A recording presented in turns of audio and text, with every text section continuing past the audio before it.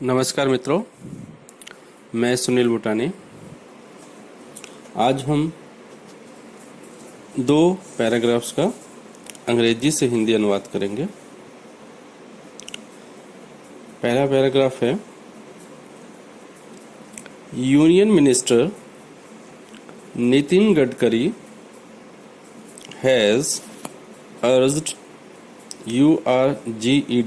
urged banks and multilateral institutions to come forward with long-term loans at nominal interest rates for financing irrigation and river linking projects. Full stop.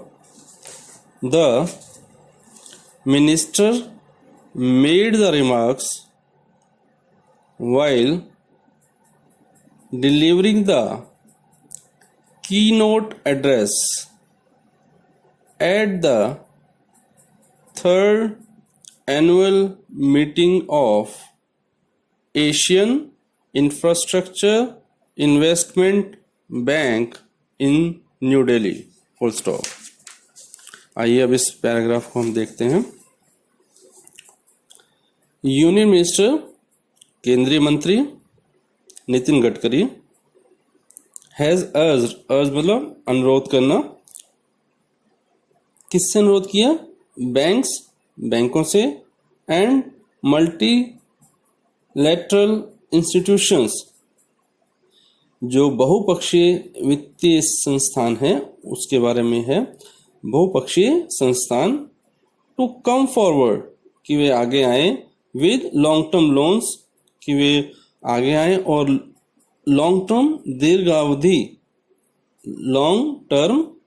अवधि को मिलाकर के दीर्घावधि या दीर्घ अवधि, अगर दीर्घ हाइफन अवधि, दीर्घ अवधि लोन्स मतलब ऋण, at nominal interest rates, nominal मतलब बहुत कम,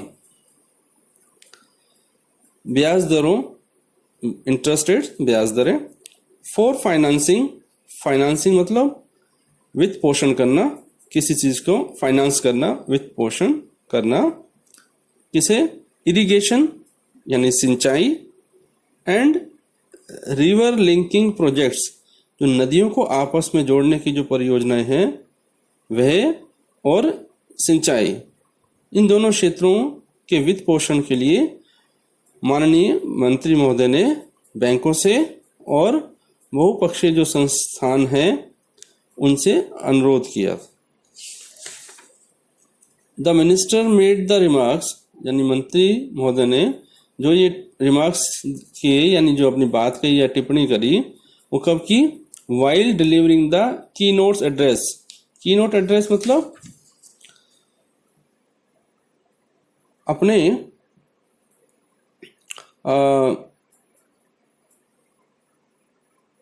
कहें अगर की नोट मुख्य वक्तव्य, at the third annual meeting, तीसरी वार्षिक बैठक ऑफ, किसकी? Asian infrastructure investment bank. अब चूंकि ये एक ऐसा बैंक है कि इसका हिंदी अनुवाद हमें उस तरीके से नहीं मिल सकता, बट हम इसका अपने तरफ से अनुवाद करें तो एशियन के लिए एशियाई कर सकते हैं, और इंफ्रास्ट्रक्चर के लिए इंफ्रास्ट्रक्चर रखना उचित रहेगा, इन्वेस्टमेंट के लिए इन्वेस्टमेंट रखना ठीक रहेगा, बैंक के लिए बैंक रखना ठीक रहेगा। अगर हम एशियन का एशियन भी रखें तो वो भी बेहतर है।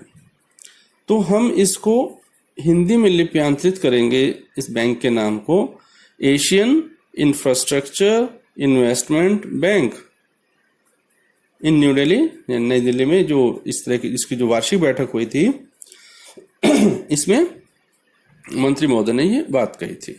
ठीक है, तो अब हम जो है इसका हिंदी अनुवाद देखें।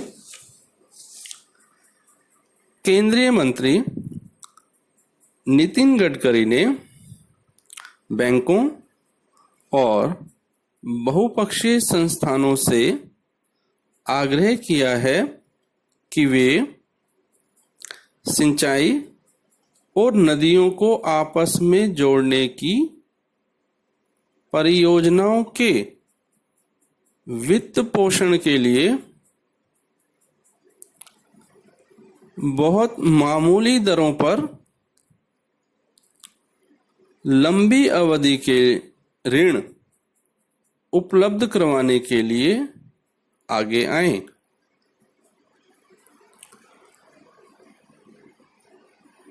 मंत्री ने यह टिप्पणी नई दिल्ली में एशियन इंफ्रास्ट्रक्चर इन्वेस्टमेंट बैंक की तीसरी वार्षिक बैठक में मुख्य भाषण देते हुए कही।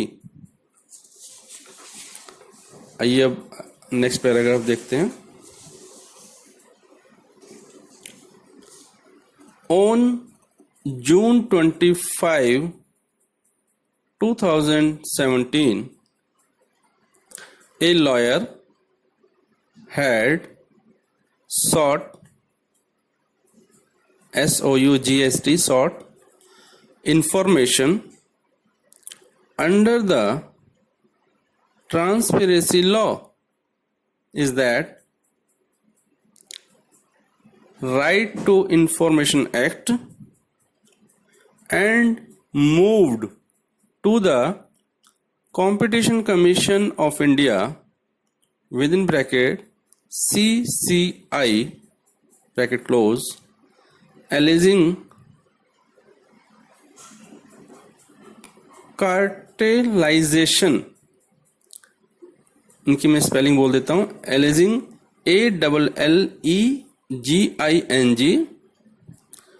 cartelization CARTELIZATION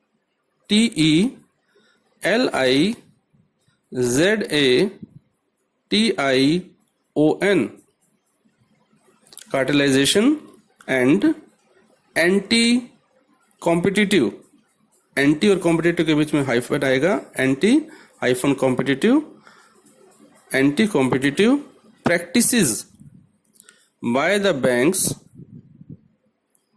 in respect of locker service.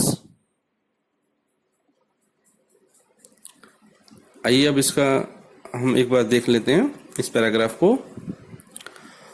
On June 25, 2027 यानी कि 25 जून 2017 को ए लॉयर, एक वकील ने या अधिवक्ता ने, हेड सॉट मांगी थी क्या, इंफॉर्मेशन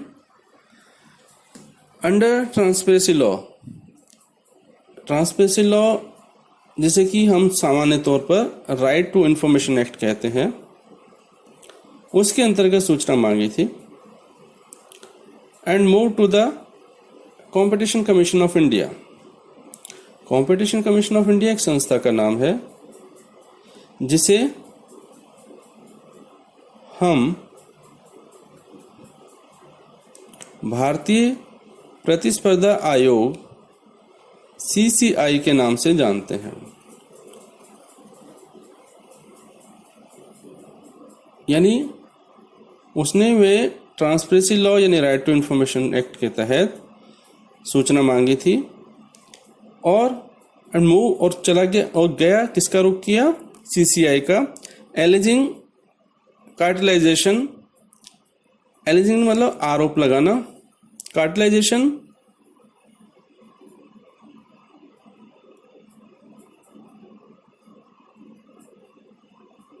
कार्टेलाइजेशन होता है व्यवसायी समूहन। अगर हम कहें कि अगर कोई एक क्षेत्र विशेष के व्यवसायी आपस में मिलकर समूह बना के, ग्रुप बना करके और प्रभावित करें किसी पॉलिसी को, गवर्नमेंट पॉलिसी को या किसी और जो स्टेप्स होते हैं।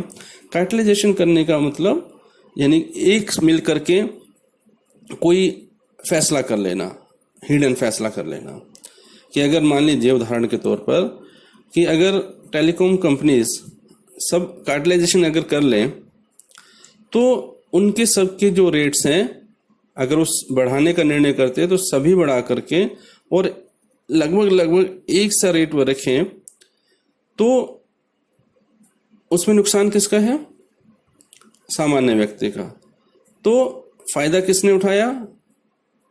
व्यवसायियों ने। कैसे उठाया? कार्टलाइजेशन करके। ठीक है, तो aliasing cartelisation and anti competitive practices, यानी एक तो कॉम्पिटिटिव प्रैक्टिसेस होती हैं कि ठीक है आप अपनी सेवाएं दीजिए, आप अपने रेट्स करिए और हम अपने करेंगे, और एक हेल्दी कंपटीशन होगा।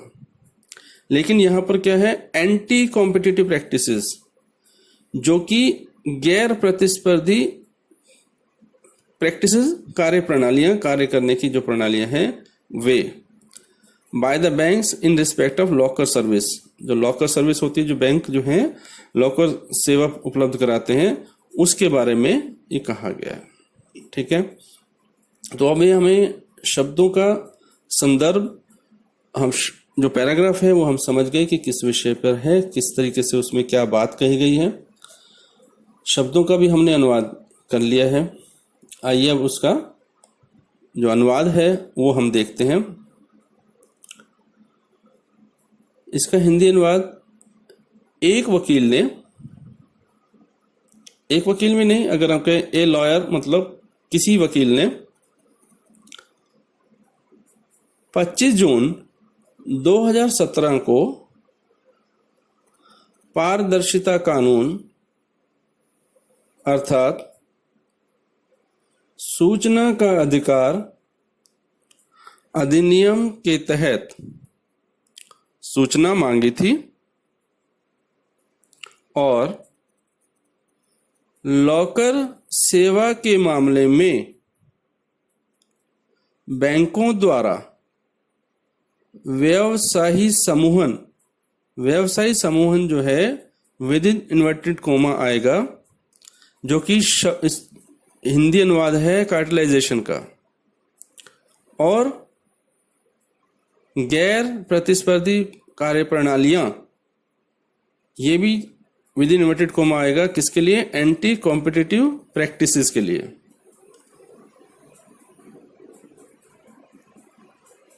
बैंकों द्वारा व्यवसायी समूहन और गैर प्रतिस्पर्धी कार्य प्रणालियां अपनाए जाने का आरोप लगाते हुए भारतीय प्रतिस्पर्धा आयोग with in bracket CCI Devanagari में लिखेंगे का रुख किया था या उसके पास गया था, रुख किया था। ठीक है, तो ये इसका अनुवाद हुआ। आइए एक और पैराग्राफ देखते हैं।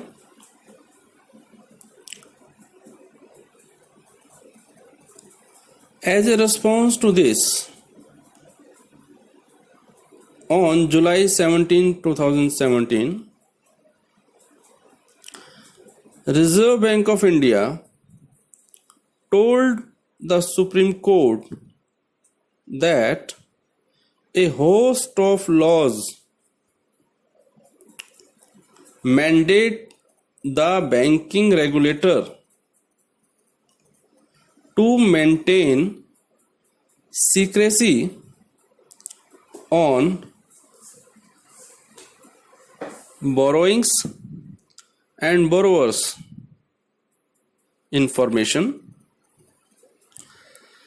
that cannot be revealed to all the sundry SUNDRY under RTI, the 2005 Transparency Law, full stop. This prompted the apex court to say it would examine all these aspects again. अगर हम इस paragraph को समझें तो मोटे तौर पर ये समझ में आता है कि जो भारतीय रिजर्व बैंक है उसने सुप्रीम कोर्ट को ये बताया कि चूंकि वो आरबीआई जो है बैंकिंग रेगुलेटर है, बैंकिंग विनियामक है, और जो कि सीक्रेसी मेंटेन करता है, गोपनीयता बनाए रखता है, किस विषय पर? Borrowings and borrowers. हमने किसको कितना पैसा दिया और किसने कितना पैसा लिया, बोरोइंग और बोरोवर्स के बारे में जो सूचना है उसकी वो सीक्रेसी मेंटेन करते हैं। That can not be revealed, जिसे कि जाहिर नहीं किया जा सकता, किसे? To all and sundry under RTI 2005 transparency law यानी पारदर्शिता कानून, आरटीआई यानी सूचना का अधिकार कानून। तो आरटीआई यहाँ शॉर्ट फॉर्म में है तो हम इसको आरटीआई लिखेंगे।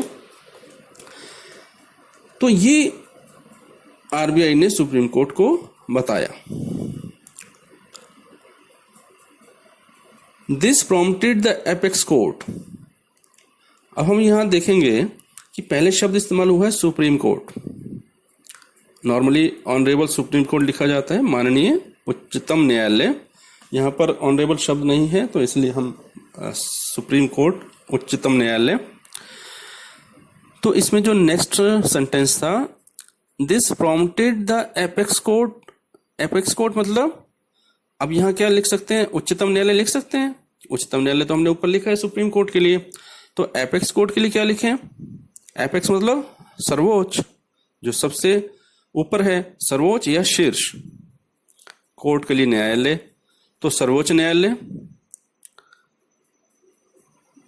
जो ये बताया तो इसने प्रॉम्प्ट किया सुप्रीम कोर्ट को, एपेक्स यानी कि जो सर्वोच्च न्यायालय है या शीर्ष न्यायालय है, उसको क्या कहने के लिए? टू से इट वुड एग्जामिन, कि वो इसकी दोबारा जांच करेगा। किसकी?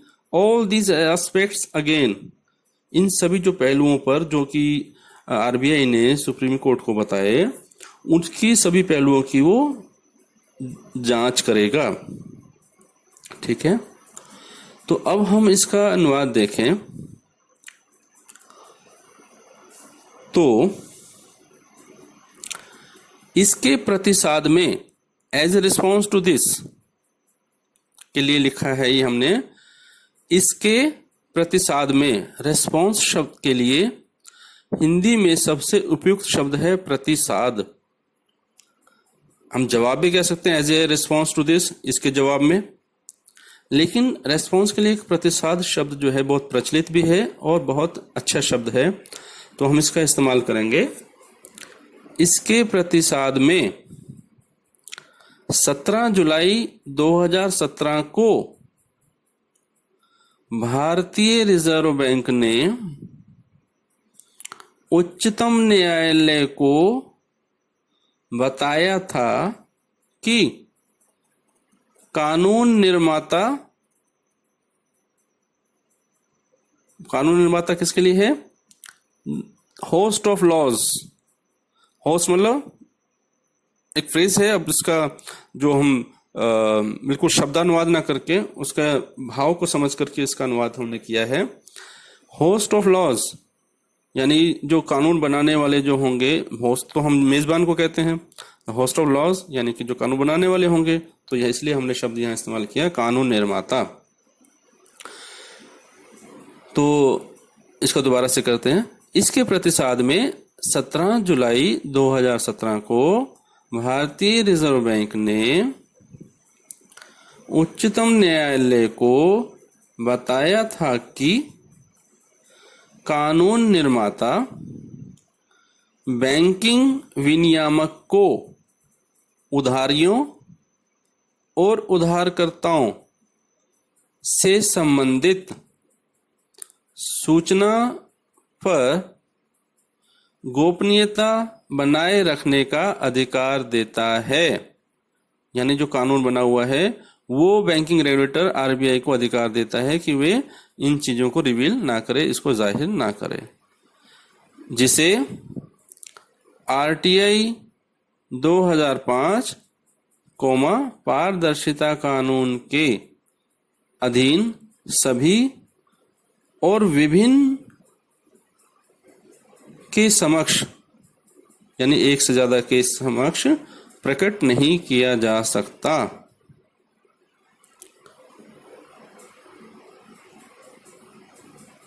Full stop. इसने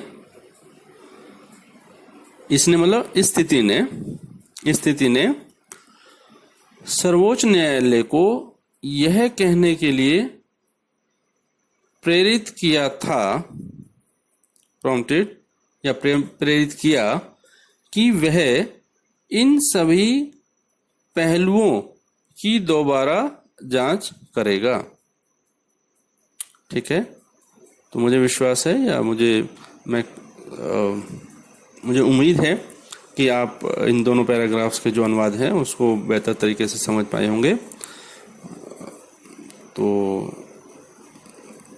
धन्यवाद, शुक्रिया।